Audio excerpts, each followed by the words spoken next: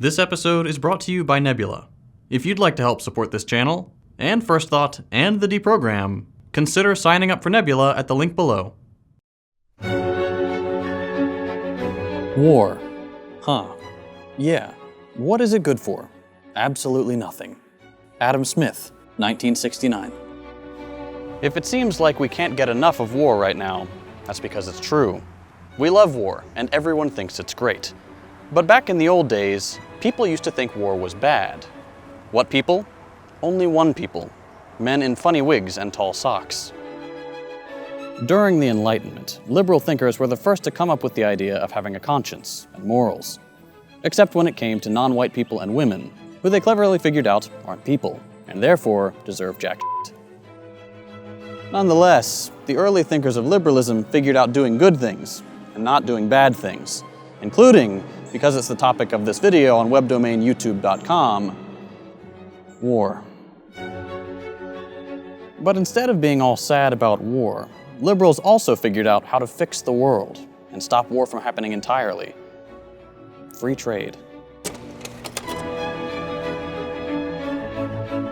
From the first thinkers of liberalism, Smith, Montesquieu, Voltaire, Hume, Kant, to the greatest thinker of our time, Bush Jr., the idea that global capitalist free trade means peace and good times for all has well and truly endured. And the momentum of freedom is growing. We have reached a moment of tremendous promise, and the United States will seize this moment for the sake of peace. Across the globe, free markets and trade have helped defeat poverty and taught men and women the habits of liberty. So I propose the establishment of a U.S. Middle East free trade area within a decade to bring the Middle East into an expanding circle of opportunity. Look, I'm playing it up a bit, but the liberal thesis really isn't that complicated. War is bad for business, and business is good for business. So if countries begin trading together and make it easier by dropping things like tariffs, embracing capitalism and the invisible hand of the market, peace will endure because war becomes just too costly by comparison. Boom, just like that. The idea is that a global network of mutual interdependence ensures the aggressor in any given conflict can't trigger a war without suffering domestic economic repercussions. And that means the appeal of war, spoils, progressively gives way to what we used to call peace dividends back in the 2000s. Everyone's happy.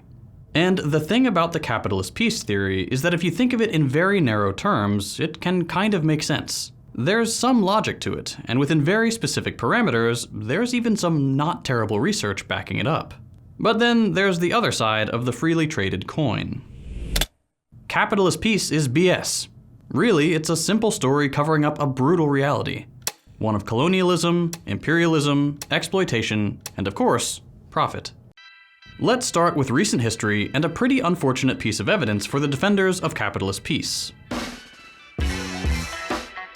What you're looking at right now is a graph. It's a graph of BP, Chevron, Texaco, Exxon, and other oil companies' returns on equity relative to the average for a Fortune 500 company. What's interesting about this graph is whenever these companies start doing badly and not making as much profit as other Fortune 500 companies, suddenly, out of nowhere, who could have seen this coming?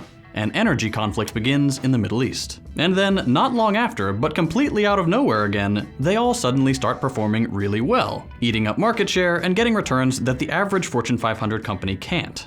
The researchers behind this graph actually discovered 3 things about what it says. 1. Every energy conflict in the Middle East was preceded by oil companies having a dip in profits relative to the average. 2. Every energy conflict was followed by a period during which the oil companies beat the average. And 3, this is the really damning one, with only one exception in 1997, oil companies never managed to beat the average without an energy conflict first taking place. To simplify all that and state the most obvious thing about wars in the Middle East, war is profitable and peace actively sucks butt. Of course, wars are complicated events and never a matter of one single thing. But if I didn't know any better, I'd be inclined to say that conflicts in the Middle East weren't thwarted by capitalism, nor did they teach people the habits of liberty and peace so much as they grew the profits of a handful of companies in the imperial core. Sadly, unfortunately for my shot-in-the-dark guess about why wars start, there is absolutely no evidence of people serving in senior government positions during these wars who benefited from or had any sort of important role in the arms and fossil fuel industry. The thing is, wars can be cheap.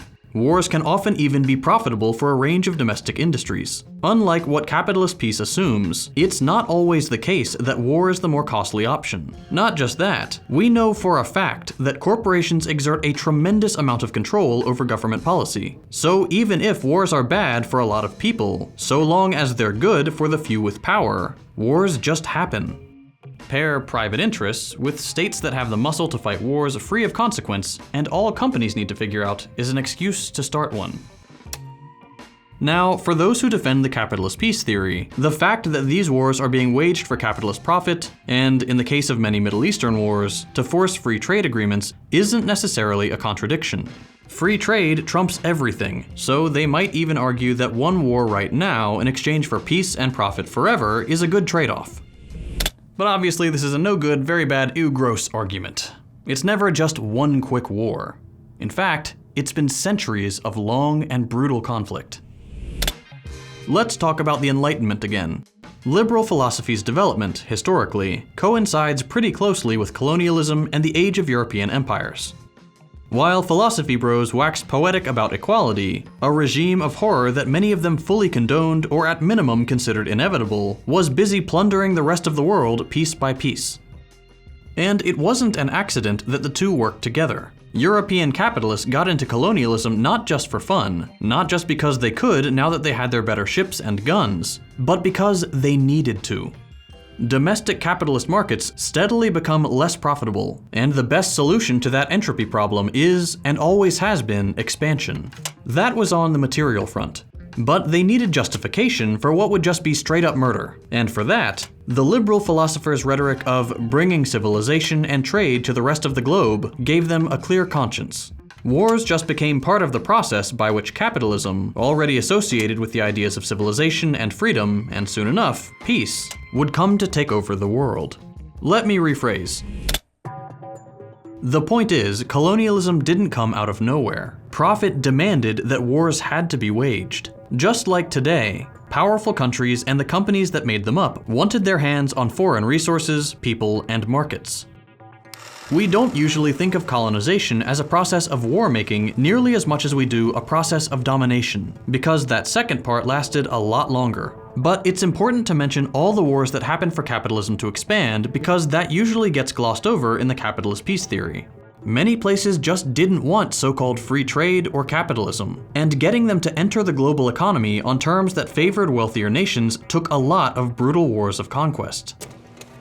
While liberal thinkers developed the idea of gentle commerce fostering peace all over the world, capitalism, which always required expansion, actively became a catalyst for war instead of an obstacle to it. So many European capitalist nations became colonial empires not for kicks, but because their economies required endless growth to survive.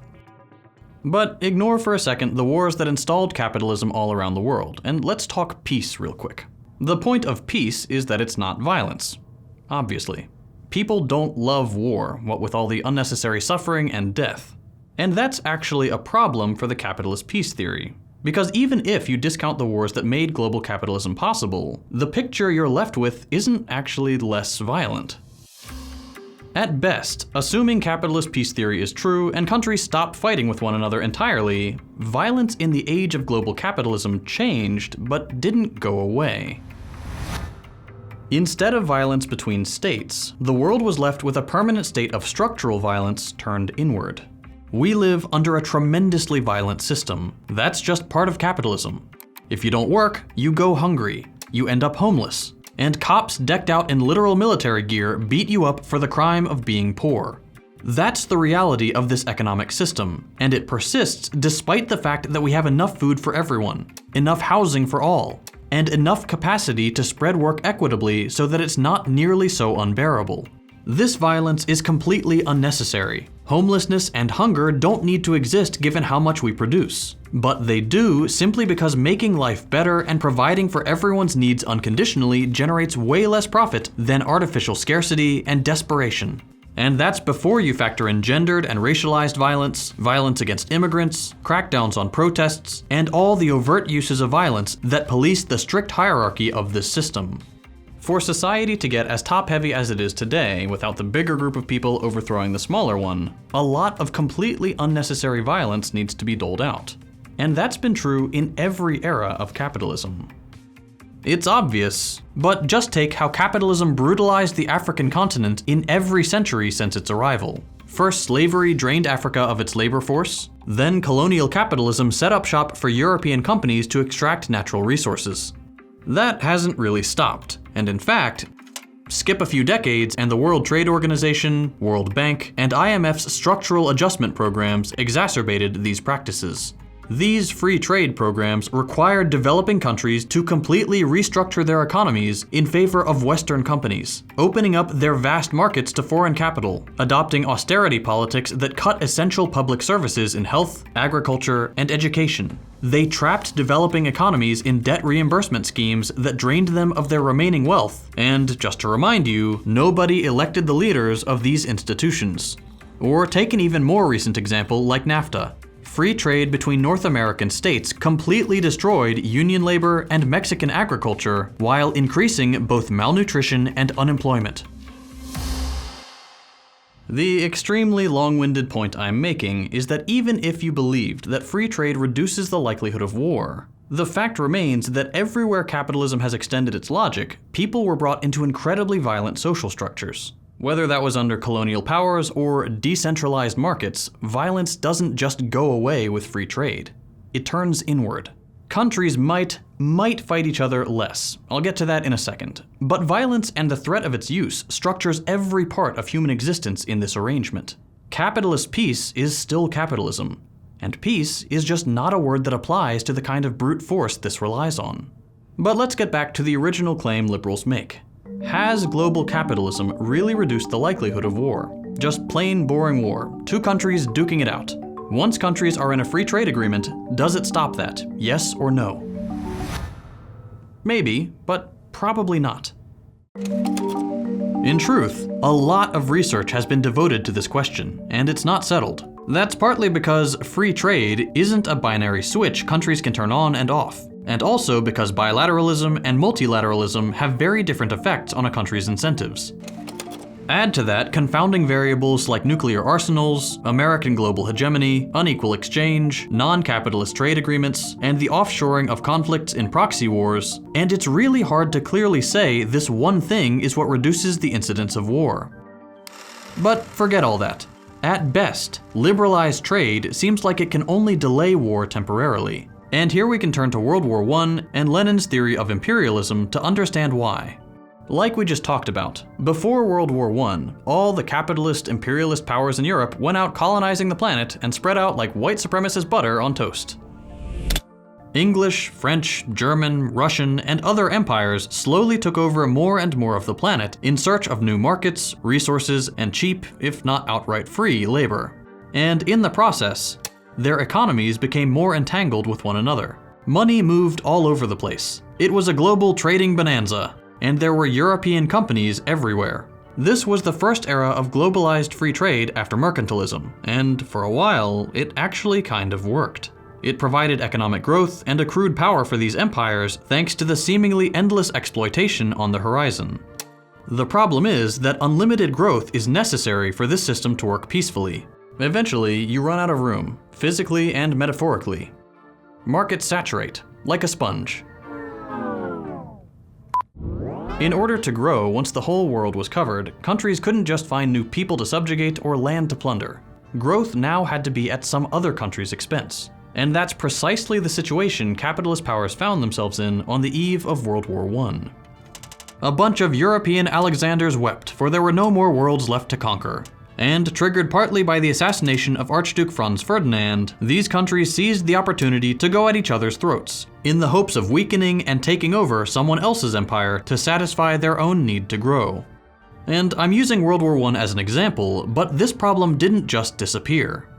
Today, as the world's largest economies compete over international markets, whether that's in oil, natural gas, semiconductors, or something else, even with incredibly porous borders for capital to flow through, proxy wars pop up all over the place, and tensions keep escalating between otherwise loyal trading partners. Someone does eventually need to get their hands on that profit.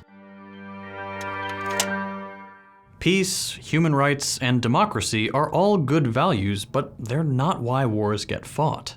To take a very cliché example, Saudi Arabia wouldn't be a multi-billion-dollar trading partner and military ally with the US if we just couldn't tolerate injustice anywhere in the world. It's always for profit. So why would capitalism ever get in the way of that? Capitalism doesn't lead to peace. Capitalism and peace are incompatible.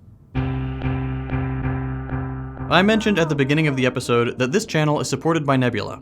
But what you might not know is that you can also find First Thought and the Deprogram on Nebula too.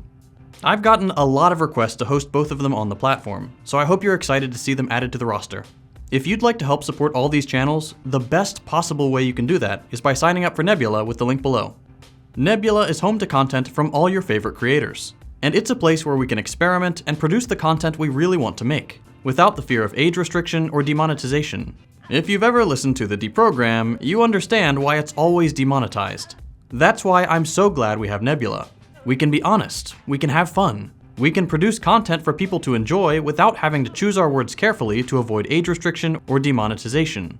And now, if you sign up with my link, you'll also get access to the new Nebula classes, where creators host classes on how to be a creator. There's something for everyone, and it's another way for you to take a peek behind the scenes and see what really goes into making content. Your favorite creators teaching you how to create. In my opinion, that's pretty cool. Here's the heartfelt part. Every person who signs up using my link is directly contributing to the financial stability of this operation. That's Second Thought, the Deprogram, and First Thought. None of this would be possible without the generosity of viewers like you, especially since pretty much all my sponsors have bailed. And it doesn't take a huge investment to keep the lights on. If you sign up with the link below, you'll get access to Nebula and Nebula classes for under $3 a month. With my link, the annual plan is just $30 a year, or $2.50 a month. I honestly think that's an amazing deal for all the great content on Nebula. So if you'd like to help support my work, and get access to the streaming platform built and owned by the creators, sign up for Nebula using my link below. It really does help support me and educational creators all across YouTube. If you enjoyed this episode, consider dropping a like. If you hated it, a thumbs down. You can watch my other content by following the links on your screen. Thanks for watching, and I'll see you next time.